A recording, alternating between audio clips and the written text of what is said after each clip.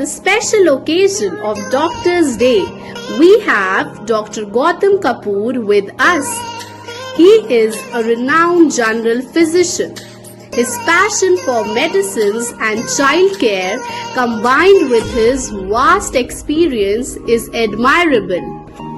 Today, we have consulted him with some queries which parents of our young children have, especially in the pandemic time. So let us hear Dr. Gautam Kapoor's advice. How susceptible are babies, infants and toddlers to coronavirus? Children are said to possess more immunity. Is that true? Nice question. Actually, this worry is there in everybody's mind that is this COVID going to affect children differently? How do children react to it? How severe the disease can be in infants, toddlers, children? So in this second wave, what we saw differently from the first wave was that children were more affected. Like from the first wave. First wave, where children got the least number of infections. The second wave of metabolism, those who have some genetic defects related to the nervous system, anything like that. So those children who are having these kind of illnesses, pre-existing illnesses, they are more vulnerable to get this disease, and they have a chance of getting more sick. Is the testing for COVID-19 the same for adults and children?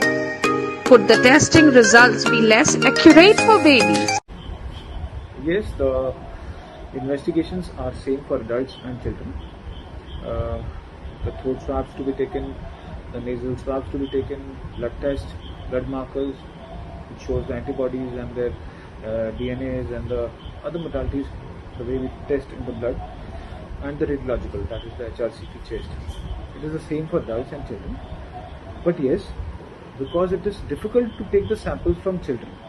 Suppose you are collecting a nasal swab or a throat swab. Adult cooperates and it gives us throat swab more comfortably.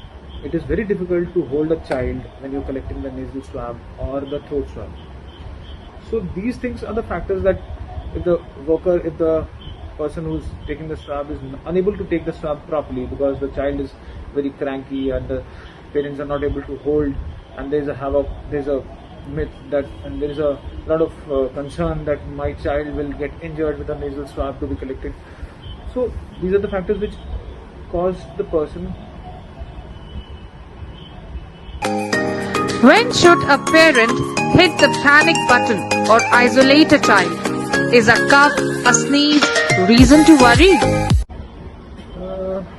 Regarding the panic button, like when should you isolate the child? Is a single cough episode or a sneezing episode a worrisome or a reason to isolate the child? You should observe. Like, there's no need to panic, but yes, because the symptoms in children are milder than those in adults, most of the children might be asymptomatic throughout the period of that COVID-19 because they must have attained this infection from the parents or might be from their Is the testing episode or a sneezing episode a worrisome or a reason to isolate the child? You should observe. Like, there's no need to panic, but yes, because the symptoms in children are milder than those in adults, most of the children might be asymptomatic throughout the period of that COVID-19 because they must have attained this infection from the parents or might be from their friends or somewhere. But yes, the symptoms can be very mild or even the child can be asymptomatic. So the parents may worry that my child has started sneezing since morning and there have been like 8 to 10 sneezes or there have been 4 or 5 bouts of cough since morning. Is that a point of worry? Should I go to get the test done or should I isolate the child? Yes, definitely. You should isolate the child because there can be other members, there can be elderly in the family, there can be other children in the family, those who are more susceptible to the disease. So the wise decision would be that if you have a good space, you should isolate the child, you should take utmost care of the child, you can go for the investigations or reach your physician immediately, you reach your child specialist immediately, he might advise you what has to be done next. But yes, because the symptoms are mild in children and once they start reflecting the symptoms, if the child has been on high fever and cough since a day, that is a point of concern. You should isolate the child and start with appropriate treatment. Do not self-treat. If he has a fever, you can give 1 dose of paracetamol. If he is sneezing, you can give a cetirizine or a Montelukast LC. But yes, after that, reach your physician concerned, reach your family doctor or the child's physician who has been treating the child and discuss the problem with him. Because these symptoms can be mild, because the reflection of these symptoms in children is milder than those in adults. Are the symptoms at all different between babies and adults? Yes, when we are talking about the symptoms of this disease in adults and children, the symptoms usually in children are a bit milder than what we see in adults. Although symptoms will be very similar to adults, like there will be fever with chills, there will be nasal breathing. In severe cases, there will be fatigue, there will be headache, there will be muscle cramps, muscle aches, there will be pains in the body, legs, hands, there will be nausea, vomiting, diarrhea, there will be poor feeding, like the small baby, he'll be like not able to feed, he'll not be able to take the meals properly, he'll be just cranky and yelling. Then the most precise for the children who are able to tell, there will be loss of smell and taste, and they'll be usually complaining of pain in stomach and loose motions or sticky motions and vomiting. So the symptoms moreover are similar in adults and children, but yes, children have a milder disease, milder symptoms, but yes, you have to make a note of it and reach the healthcare worker as soon as possible. Dr. Kapoor, does it take same period of recovery for adults and babies for coronavirus? It depends upon the age of the child.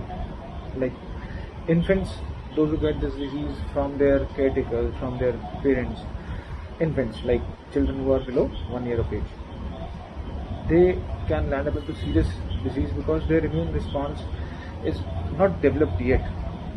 They get antibodies from the mother through the mother's milk. Say for example, a newborn, if he has or she has the disease from the parents, that might be serious, but usually it is not. Most of the children have less symptoms. Their disease is very less drastic as compared to the adults. And talking about the children from the age of 10 to 14, 10 to 18, they are less prone to get the disease because their immune responses. Yes, regarding this philosophical question, it is a very difficult answer. We are living in the world where this pandemic is going on right now. So it is very difficult to say that we should avoid using mask. But yes, using a mask, we are compromising the immunity of the child. Definitely yes, antibodies from the mother through the mother's milk. Say for example, a newborn, if he has or she has the disease from the parents, that might be serious, but usually it is not. Most of the children have less symptoms. Their disease is very less drastic as compared to the adults. And talking about the children from the age of 10 to 14, 10 to 18, they are less prone to get the disease because their immune responses. Yes, regarding this philosophical question, it is a very difficult answer. We are living in the world where this pandemic is going on right now. So it is very difficult to say that we should avoid using mask. But yes, using a mask, we are compromising the immunity of the child. Definitely yes, but utmost required is that we get the child saved from the coronavirus. Previously, when we were not using masks, the entire world was not using masks. We were exposed to a variety of viruses and infections. Even the coronavirus, this COVID-19 strain is a new strain, but coronavirus is an old entity. It used to be there since ages, but that coronavirus used to be a milder infection. This corona strain, COVID-19 strain, is a very dreaded strain which has caused the pandemic worldwide. So it is very difficult to decide that the child should be without mask. Right now it is a pandemic, and it is very justifiable that your child wears the mask whenever he goes out of his home.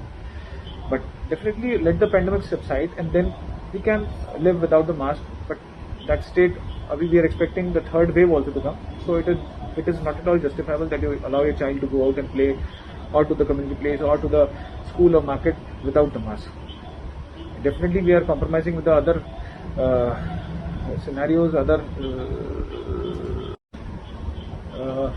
regarding the recovery time of this disease in adults and children. Yes, it is comparable. It is almost equal. It is a normal viral infection which stays in your body for 10 to 15 days.